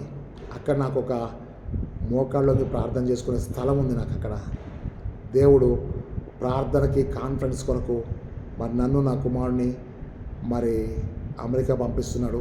మీరందరూ కూడా నా కొరకు నా కుమారుని కొరకు ప్రార్థన చేయండి. మరి అక్కడ నాకు ఇంత రికార్డింగ్ చేసేటువంటి సమయం ఉండదు, ఎందుకంటే కాన్ఫరెన్స్లో ఉండాలి కనుక, వాళ్ళు ఇచ్చినటువంటి టైం టేబుల్ ప్రకారం నేను ఉండాలి కనుక మరి ఆ యొక్క కాన్ఫరెన్స్లో ఉన్నటువంటి 3 వారాలు అనగా జూలై 7వ తారీఖు, జూలై 14వ తారీఖు, జూలై 21వ తారీఖు 3 వారాలు కూడా మరి నేను మీకు ఈ యొక్క సందేశాన్ని అందించలేకపోతున్నాను. కాకపోతే మీరేం నిరుత్సాహపడాల్సిన అవసరం లేదు. ఈ అంశాలు మీకు ప్రీవియస్ అనగా గత సంవత్సరాల్లో చేసినటువంటి ప్రసంగాల్లో ఉన్నాయి. అదేంటంటే అభిషక్త ఆదివారం ఒకటి ఉంది, తర్వాత స్టూవర్డ్షిప్ గురించి, గృహ నిర్వాహకత్వం గురించి ఒకటి ఉంది, ఆ తర్వాత ఇంకొక అంశాన్ని గురించి కూడా ఉన్నట్టుగా నేను చూశాను. ఈ 3 అంశాలు దేవుని చిత్తం అయితే మీరు ప్రీవియస్ పాత వీడియోలో మీరు చూడండి. చూసి తప్పనిసరిగా బలపడండి. దేవుడు మనందరినీ దీవించి తన మహిమ కొరకు ప్రతిష్ఠించును గాక. మీరు అందరూ కూడా నా కొరకు ప్రార్థన చేయండి. దేవుని చిత్తం అయితే మనందరం మళ్ళీ కలుసుకుందాం. అట్టి కృపలో దేవుడు మనందరినీ భద్రపరచును గాక. Amen, amen, amen.